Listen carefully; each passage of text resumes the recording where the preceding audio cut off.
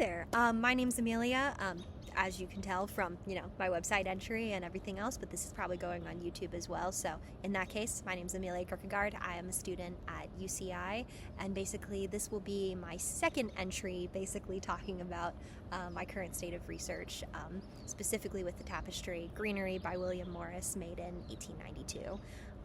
So basically, I've been working quite a lot, frankly, on doing a lot of research, and I've been getting very, I guess you could say, entangled with the threads of my work, but at the same time I feel like I wouldn't say I've been getting lost exactly, but I've definitely been following a lot of different threads and following a lot of different ideas, and as you can tell from my environment right now, I wanted to pick a space that felt similar to the contents of the tapestry, that made me feel like I myself was entangled within nature, especially because what I've sort of focused in on, what I believe I want to talk about with my research, is basically discussing how an encounter with an artwork can feel like encountering nature, that is one and the same, and how William Morris's work, but also how our interpretation and our feeling of the work likens those two experiences. And so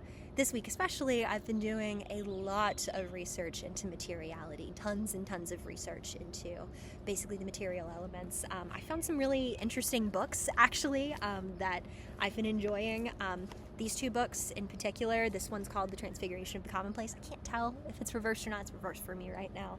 This book has been very interesting. I have on my tabs right here. And then also Craft Objects, Aesthetic Contents, which has been interesting because it follows a bunch of different philosophers' take as well on craft and arts and craft. It also explicitly mentions William Morris, which I probably should have expected that to be the case, but didn't originally expect that to be the case.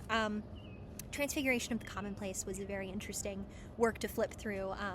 It was recommended to me, in fact, by my current professor and the person who is overseeing my research, Professor Morse.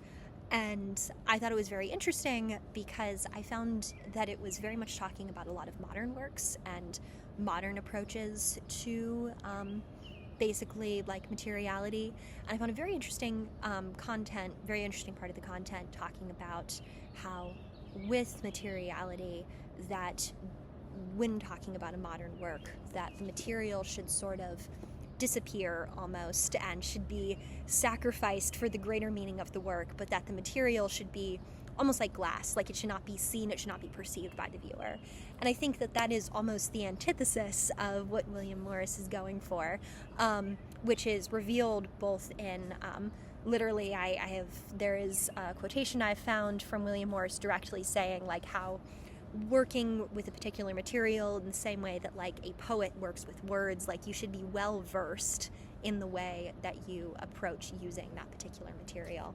And also this work as well also had a great quote that formed a really great dialogue with what was happening here, and so I will probably use these two sources to form an interesting scholarly dialogue.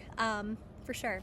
And it's also interesting because in this work, at least, Danto, the author, mentions that he's sort of arguing against socialist works when he says that. And I thought that was an interesting comment to make, particularly because William Morris's work itself is considered a socialist work, at least, with a lot of what he's talking about. So besides that, I've also been finding that with the materiality angle, that it is very interesting the way that the environment itself plays into the creation of the work, and how much Morris and Company and William Morris's production required the use of the natural environment to make the work. That Merton Abbey, which is the place it was, this tapestry was created, was placed along the Thames River, and basically would utilize the motion of the Thames to, I believe, power their production. I would also use it for a lot of their dyeing, basically, process as well.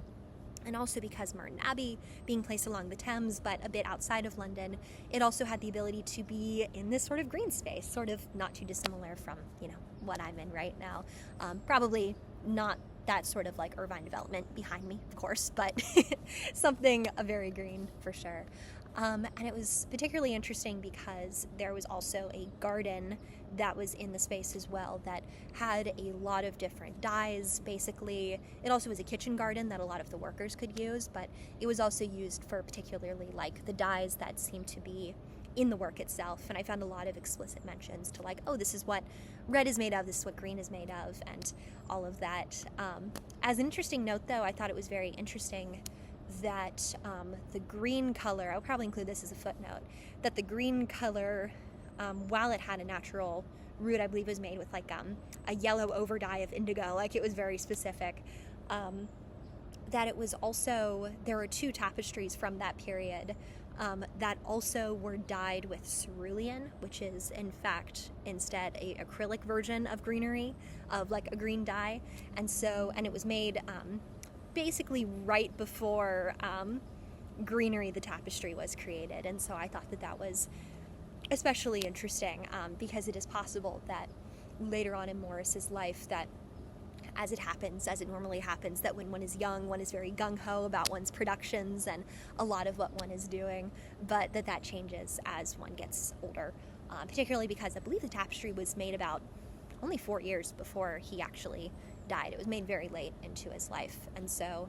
he had a lot of his ideas and lectures and everything else already, and at that point he was mostly, it seems at least from my research, that he was mostly just running a business at that point and that he was moving things along in that way. Other than that, I had been stuck for a while, and especially like throughout this week, I've been doing a lot of research, a lot of rabbit holes.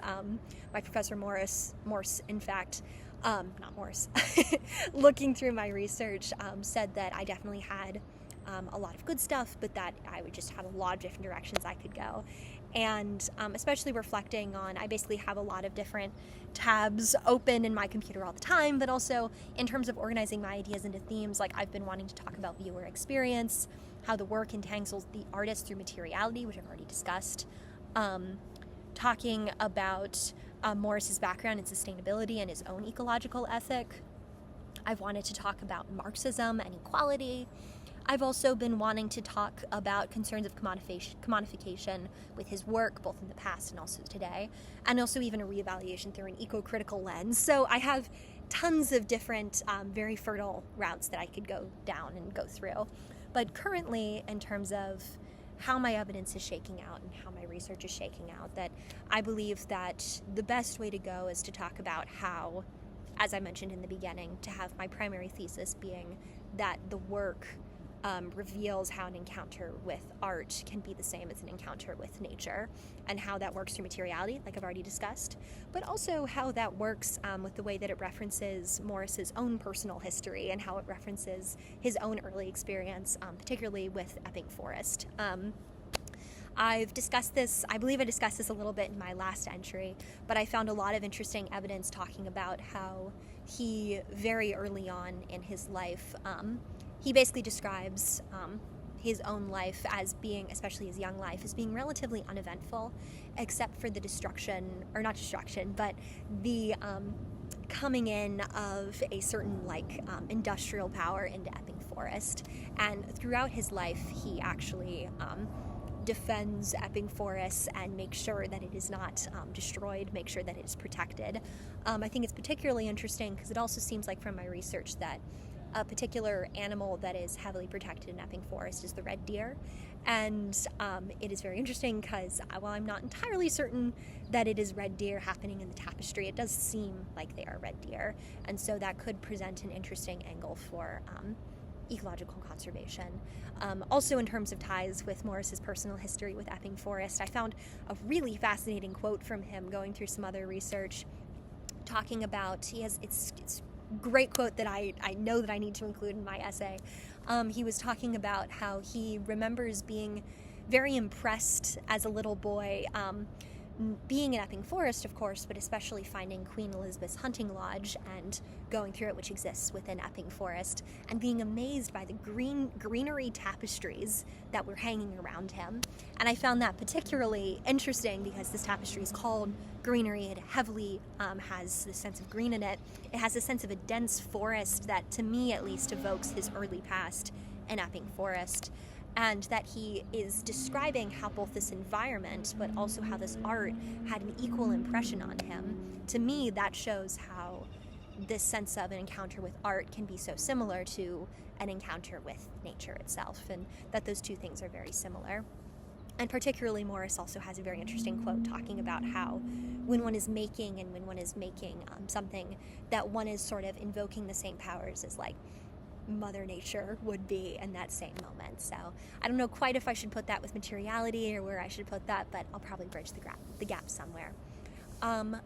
I have been struggling for a bit to figure out how exactly I want to talk about the themes of Marxism and sort of critical theory looking with the artwork, and how exactly I should do that, particularly because the work was bought by a very wealthy, very affluent family that probably did not buy into a lot of his eco-critical ideas, it seems. It seemed like they were more concerned with their own social club of the souls, and that they were concerned with other things. And so I've been struggling for a bit to figure out exactly how I'm supposed to marry the two ideas.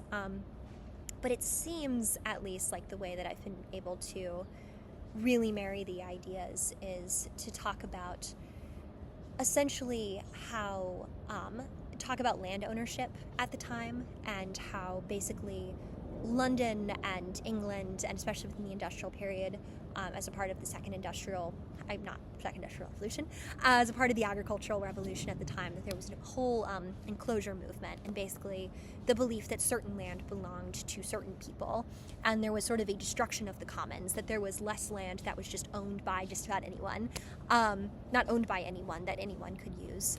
There was sort of a destruction of a lot of these places, like Epping Forest, these places that anyone could use and could basically exist within, that all lands needed to be owned. And so I find it very interesting that this work that represents nature is bought and then privately owned by this particular wealthy family on their own private estate, that the concept of owning a work of art is very similar to the concept of owning land, that it still plays into that idea of anthropocentric concepts of ownership, and this idea that we can own anything, particularly that we can own a work that has so much of the environment in it, from its dyes, from its production patterns, from its sustainable sourcing, from its sustainable production patterns, that it evokes his personal history for Morris with Epping Forest, that is then owned by an individual, that is owned by a family. I feel that that's a bit disturbing, but also plays into these concepts of land ownership. So I plan to do, for my next part of research, to talk a bit more about the commons, because I found some interesting eco-critical lenses to talk about that, and very interesting eco-critical sources that I have not yet gotten the chance to look at, but I will certainly be looking at a lot next week as I prepare to write my earliest draft. And I still am struggling with how exactly to talk about the copy of the work, but I think that it is very interesting that the copy of the work seems to, from my research at least, have been made for a museum and then just exist within this museum space and be open and usable, not usable, but open and viewable for just about anyone. And that seems to be interesting, particularly that it was made and shown within the Met within New York, particularly with the idea of like having a park, like Central Park, that was available for anyone. And so I don't know if I will get into a discussion of the copy. I may not. My research may not extend that far, but I could see myself going down that path. But if I do, I'm probably not going to choose to go down that path. That will probably be possible, but not quite exactly what I want to do. And in terms of conclusions, currently I'm thinking that probably my strongest conclusion idea, I discussed a little bit about actually going and seeing this work within a museum, but I didn't talk as much about the commodification aspect that I found particularly striking.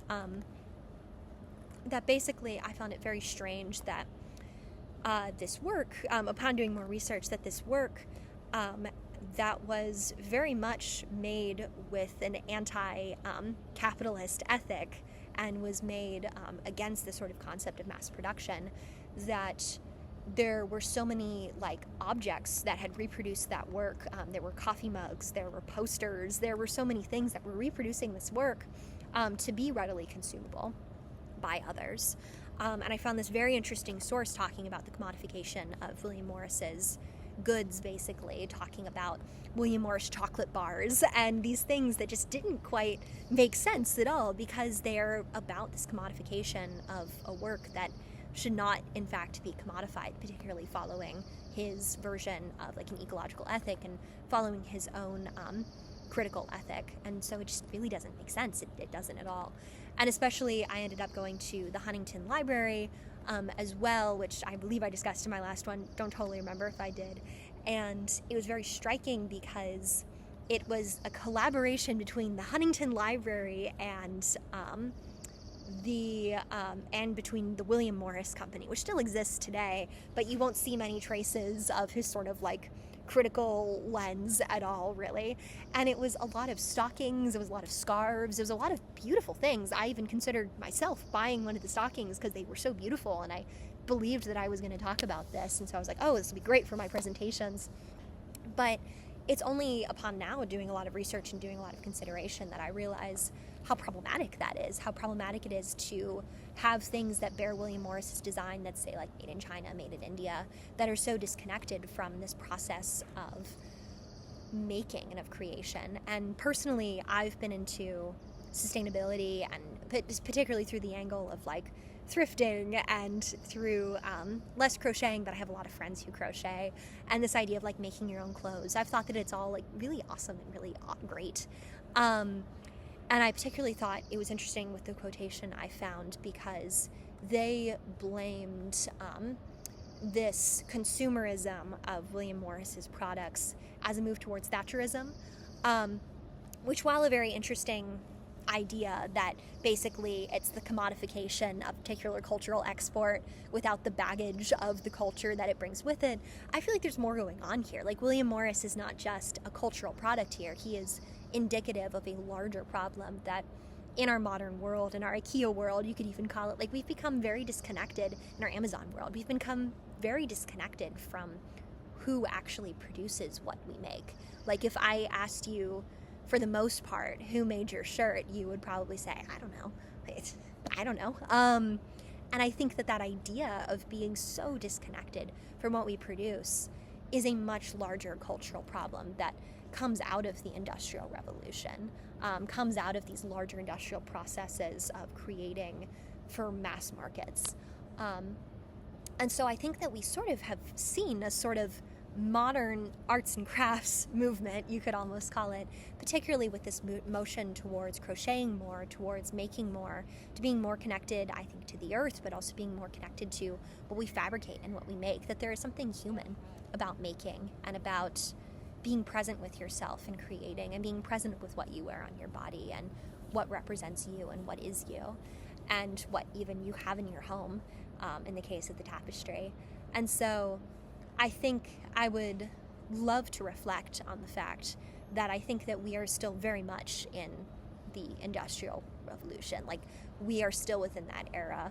I know at least my favorite art history teacher from high school loved to say that we've never left the Industrial Revolution. We are not even in the wake of it. We are still in it when people look back in the history books. And I firmly do believe that. I think that is very true. And my Professor Morse, asked me and was reflecting. She was like, why exactly do you think this work is so durable?